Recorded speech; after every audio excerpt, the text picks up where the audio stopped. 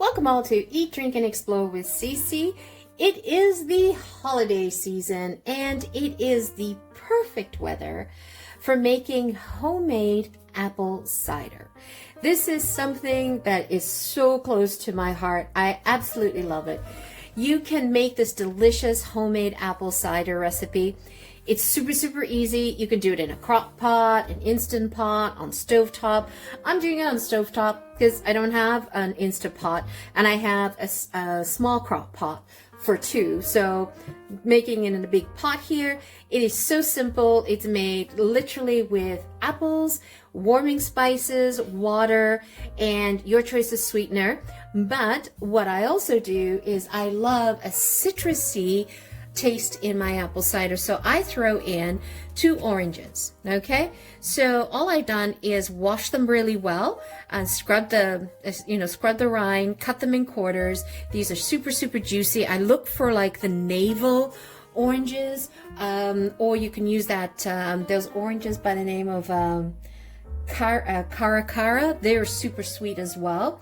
If you don't like tartness in your apple cider, you can remove the peel of the orange and the pith and just use the flesh inside.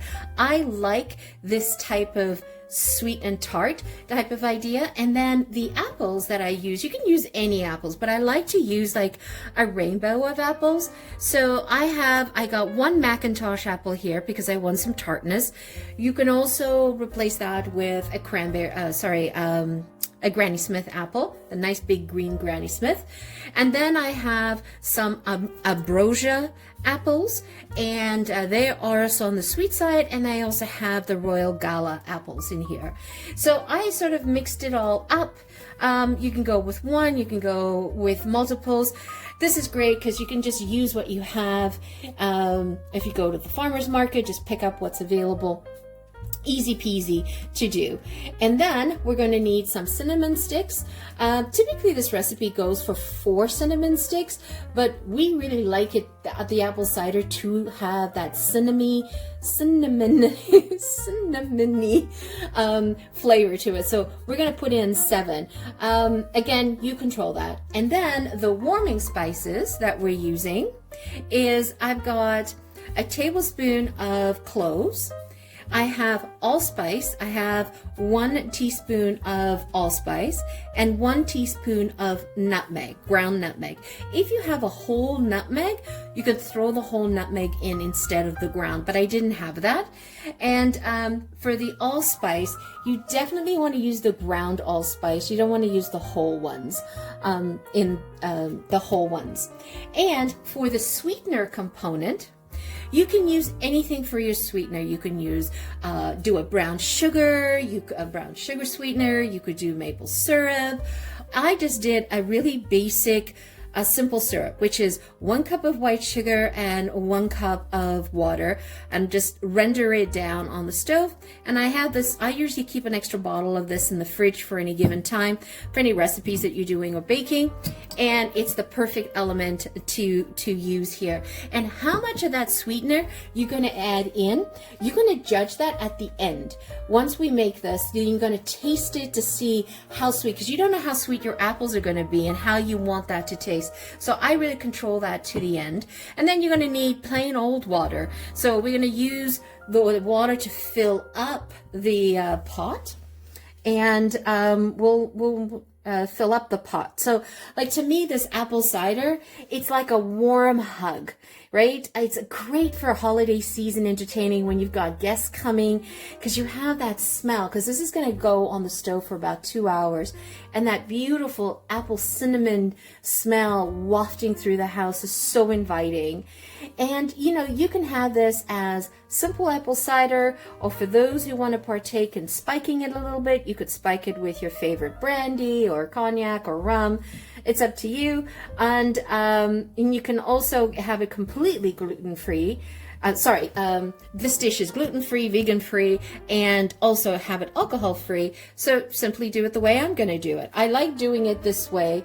and not adding any alcohol at all to the cider, and let the person decide at the very, very end. And trust me, once you got this going on the stove, you don't even need scented candles anywhere in the house, because this cider is foolproof.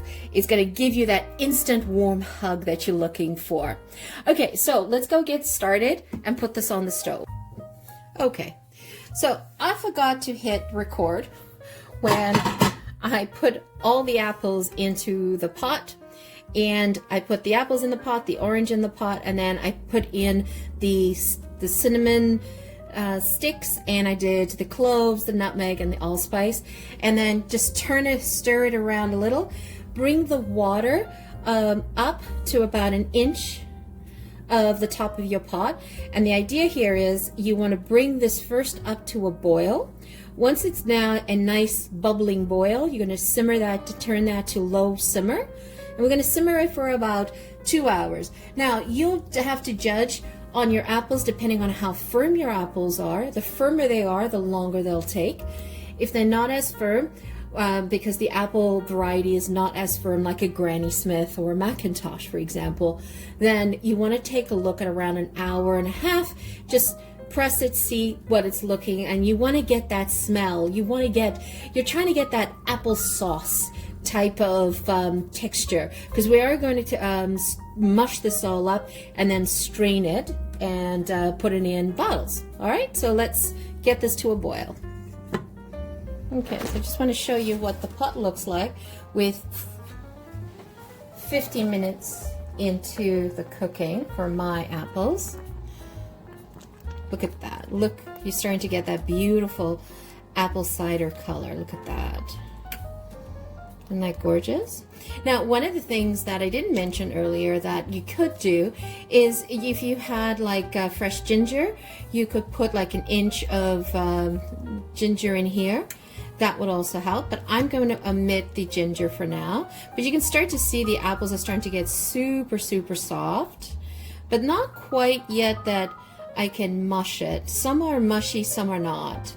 So I'm going to keep going, and I'll check this in an hour and a half and see. So check it, in the next 45 minutes, and then look at the oranges there. All that juice is being extracted. So yummy. Oh, yes, can't wait. All right, we'll let this continue simmering. Oh, you could only smell what I'm smelling in the kitchen right now. It's incredible. So once all the apples were completely softened, I took it off the stove and then cooled it down for about 15 minutes. Then I used my potato masher and I just mashed the apples and the oranges in the pot and used a fine mesh strainer and strained out the liquid.